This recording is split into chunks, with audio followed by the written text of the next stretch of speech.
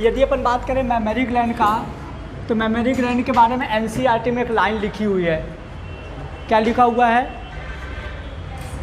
संरचनात्मक और क्रियात्मक, ठीक है, structural and functional accessory organs, ठीक है, याद रखना।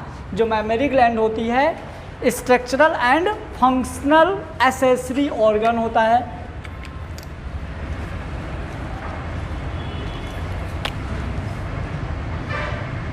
Structural and functional accessory organ होता है।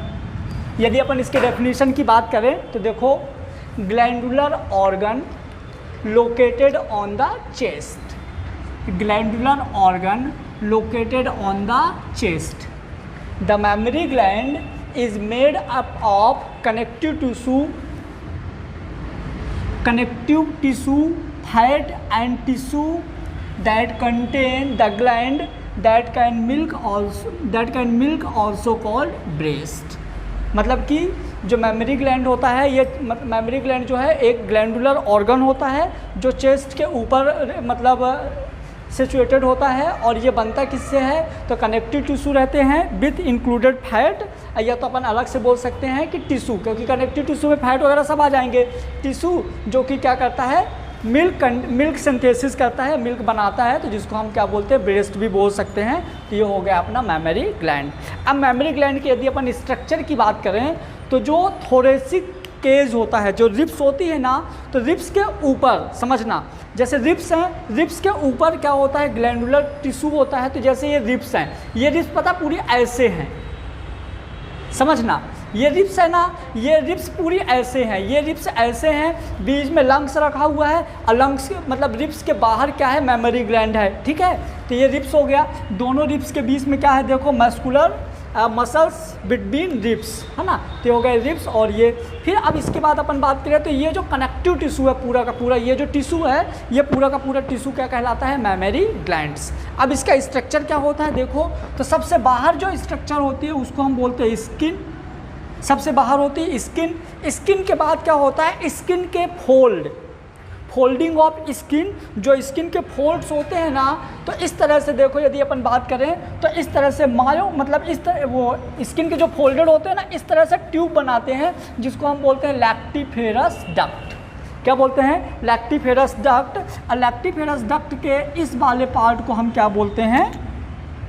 निप्पल्स। क्या बोलेंगे इस वाले पार्ट को? निप्पल्स। ये रिब्स के ऊपर बाहर वाले मतलब आउटर कवरिंग को हम क्या बोलेंगे? स्किन। अब स्किन के लास्ट में जो फोल्डिंग होती है, फोल्डिंग में जो निप्पल्स होते हैं ना, तो निप्पल्स में बहुत सारे डक्ट होते हैं जिनको हम बोलते हैं लैक्टिफेरस डक्ट। यदि अपन इसका नंबर की बात करें तो शायद 12 से 20 होते हैं, 22, हाँ 15, ठीक है। तो ये जो लैक्टिफेरस डक्ट होते हैं, ये 12 से 20 लैक्टिफेरस डक्ट होते हैं। और सुनो, अब जो ये निप्पल वाला पार्ट है ना, निप्पल वाला पार्ट है, निप्पल वाले पार्ट के पीछे भी कुछ डार्क कलर का स्किन होता है, डार्क स्किन होती है, जिसको हम क्या बोलते हैं? एरियोला। और ये स्किन जो होती है म्यूकस सिक्रीट करती है। क्या सिक्रीट करती है? म्यूकस सिक्रीट करती है, जिससे ये एरियोला वाला पार्ट क्या होता है? थोड़ा सा लुब्रिकेट रहता है, लुब्रिकेटेड होता है, ठीक है। ये वाला पार्ट हो गया। देखो, तो अपने को समझ में आ गया, निप्पल समझ में आ गया। निप्पल्स में क्या होती है? लैक्टिफेरस डक्ट होती हैं, याद रखिएगा, ये लैक्टिफेरस डक्ट हैं। इन डक्ट का अभी हम काम बताएंगे।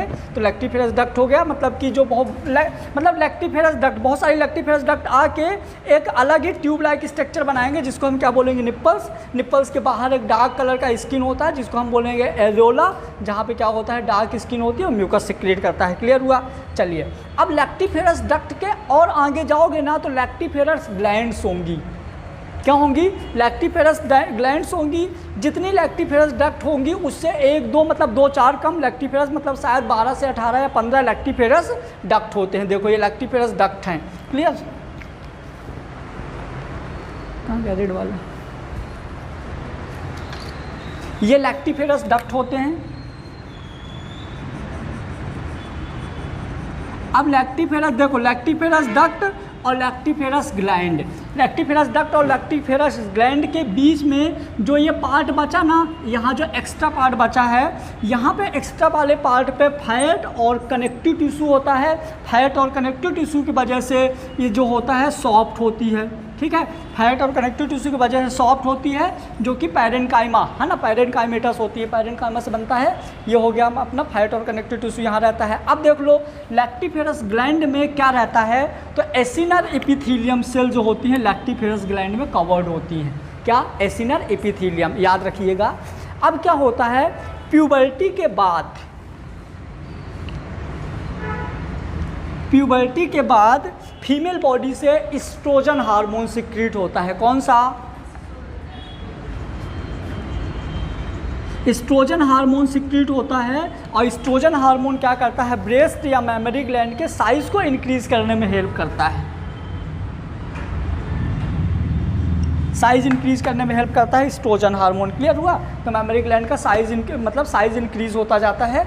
अब समझिएगा एक चीज़ और, जो हमारी एसिनर एपिथेलियम होती है, यहाँ पे देखो, तो अब क्या होता है कि यदि प्रोजेस्टेरॉन हार्मोन का है, अब प्रोजेस्टेरॉन हार्मोन कैसे क्या आया ये हम बाद में समझाएंगे। यदि प्रोजेस्टेरॉन हार्मोन है तो एसिनर एपिथेलियम में एसिनर एपिथेलियम ये डेवलप होने लगेगी, थोड़ा एसिनर एपिथेलियम ज़्यादा बड़ी होने लगेगी। एसिनर एपिथेलियम बड़ी, ये कब होगा, जब फर्टिलाइजेशन हो गया, कि लेडीज़ प्रेग्नेंट हो गई। यदि लेडीज़ प्रेग्नेंट हो जाती है ना, तो एसिनर एपिथेलियम का फॉर्मेशन या डेवलपमेंट होने लगता है, जिस वजह से ब्रेस्ट का साइज नॉर्मल साइज से थोड़ा इंक्रीज हो जाता है, थोड़ा बड़ा हो जाता है ब्रेस्ट का साइज। क्लियर?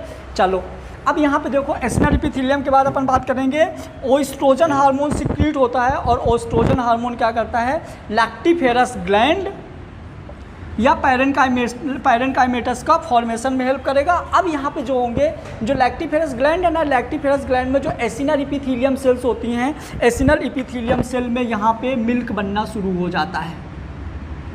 क्या बनना शुरू हो जाता है? मिल्क। ये जो मिल्क बनना शुरू होता है, मिल्क बनाने में हेल्प करता है प्रोलैक्टिन हार्मोन। कौन सा हार्मोन? Prolactin hormone. लेकिन ये तब होता है जब फर्टिलाइजेशन हो जाता है, लेडीज प्रेग्नेंट हो जाती है, तो प्रोलैक्टिन हार्मोन फॉर्मेशन शुरू, प्रोलैक्टिन हार्मोन की वजह से मिल्क सिंथेसिस या मिल्क फॉर्मेशन शुरू हो जाता है।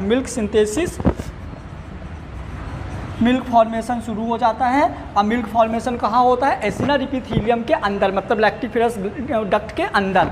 यहाँ पे एसिनर एपिथेलियम में यहाँ पे मिल्क बनना शुरू हो जाता है, मिल्क फॉर्मेशन या मिल्क सिंथेसिस शुरू हो जाता है। अब यहाँ पे मिल्क जब शुरू हो गया बनना, तो फिर उसके बाद ऑक्सीटोसिन हार्मोन सिक्रीट होता है, जिस वजह से ये मिल्क क्या होता है, इनके मसल्स में कॉन्ट्रैक्शन होता है। लैक्टिफेरस जो डक्ट की मसल्स होती है ना, मायोएपिथेलियम के मसल्स में कॉन्ट्रैक्शन होता है और मिल्क क्या होता है, इजीली बाहर निकल जाता है। ठीक है, तो ये हो गया ऑक्सीटोसिन। तो ये सारे हार्मोन्स के काम बहुत बार आते हैं। जो प्रोजेस्टेरॉन हार्मोन होता है इसी एसिनर एपिथेलियम के डेवलपमेंट में हेल्प करता है। और estrogen hormone lactiferous prolactin hormone milk synthesis, milk formation, oxytocin जो होता है मिल्क इजेक्शन। क्लियर? और एक चीज़, प्यूबर्टी के बाद